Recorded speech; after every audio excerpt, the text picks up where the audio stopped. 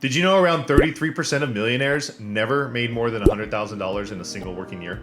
So today I'm going to tell you the first and most important step to creating financial freedom, which is a budget. I know when I say that word, it makes people cringe, but it's not that hard. It's like running a business without a business plan. If your household is not working off a budget, you have to make your money work for you. So make sure you watch till the end. It's going to be some quick tips and tactics to help you do this successfully. Give me a subscribe for more weekly videos that I put out with information towards creating wealth and building financial freedom. So step number one is tracking your expenses. You need to have a clear picture of your wants versus your needs and where your money is going every month. Your needs are called your survival numbers, right? You need to know your survival number. So step one, start tracking your spending. An easy way to do that is with a free app called Mint. I use Mint at the end of the month, and throughout the month, I could see it and know where all my money's going in all the categories and how much has been spent and if I'm in or out of my budget or not. Another easy way is just print off your bank statements. So what you need to do first is track your expenses, and I suggest printing 2 months of bank statements, highlighting all the want spending, right? So you highlight all the want spending, and then what you do from there is you take the rest and you know what your need spending is. You know your minimum number, your survival number. But then you take your wants, and I want you to try and cut 50% of those wants out. And the goal is to keep cutting and cutting and cutting from the wants category until you're able to put 15 to 20% of your income aside in savings, right? So take 2 months of bank statements or download the Mint app, and it'll pull your last 2 months of spending directly from your bank account. And I want you to go through it and highlight or categorize all your want spending. I do have a budget spreadsheet. Drop your email in the comments and I can send it to you, but that's how I track my spending. I use the Mint app to help tally everything up for me quickly and easily, and then I use my spreadsheet to start putting those things in there to see where I'm at. So step number two, now that you're tracking your numbers and you know what your survival number is, you know what your minimum expenses are, your bills, and what all those numbers look like, and you know what your want spending is, how much disposable cash you have. And again, the goal is to start chipping away at that 50% each month, seeing what kind of want spending you could cut out. The best thing to do and what works for me is I have my direct deposit split between 2 accounts. So I have one account that has my minimum expenses, all my bills, my mortgage, all that stuff in one account. So a portion of my check that covers that amount gets direct deposited there, and the rest of my check goes into my other account. So split it up so that your minimum expenses hit one account and then your spending money hits the other account, right?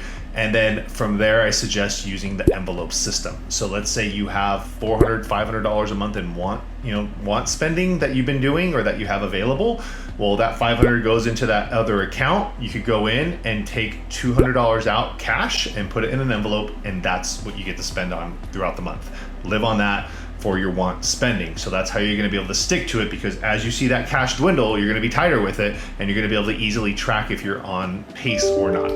So step number three, now that you're tracking your spending, you're cutting out some of that excess spending that you don't need, and you're living off the envelope system where you have your cash and you know exactly how much you have. The goal is to get to a 15 to 20% savings every month of your income. So you want to be able to save 15 to 20% of your income every month, right? Now, what do you do with that savings? Now that you're cutting out money, you have your spending money, you have your minimum expenses, and you have that leftover, what do you do with that savings? You pay off your debt. That all needs to go to your debt right away. You need to get out of those 25% credit cards. It's just going backwards and it's just taking you down. So the third thing that you do once you start tracking, once you start doing the envelope system and you start having extra cash that you're taking control of, you start getting rid of all that debt. Now there's 2 ways to pay off your debt. There's the snowball way and the avalanche way. The snowball way is you pay off your smallest debt first.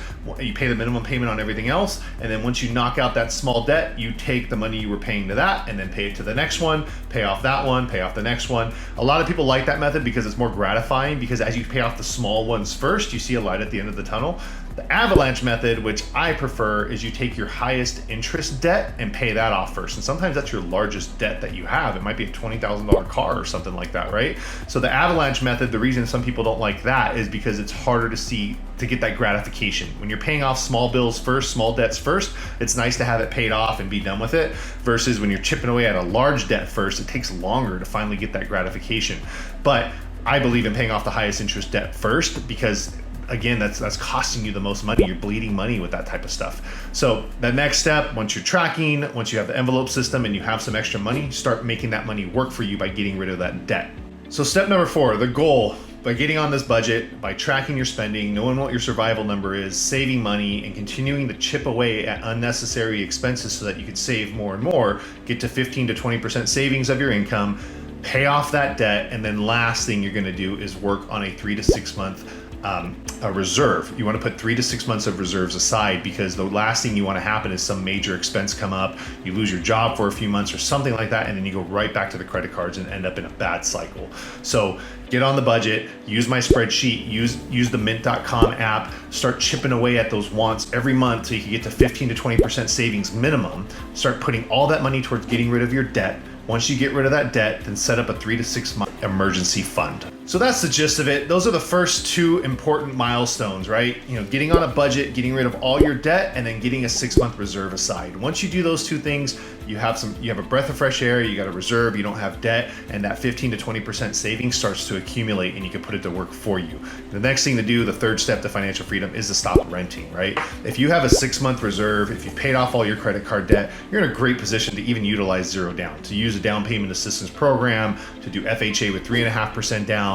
You know, the next step is to stop wasting money on rent. So watch my other videos on buying a home, on different tips and tactics on home ownership. I'll put out some more content on that. So make sure you give me a subscribe to stay in the loop on my weekly videos with those steps towards financial freedom. Thank you.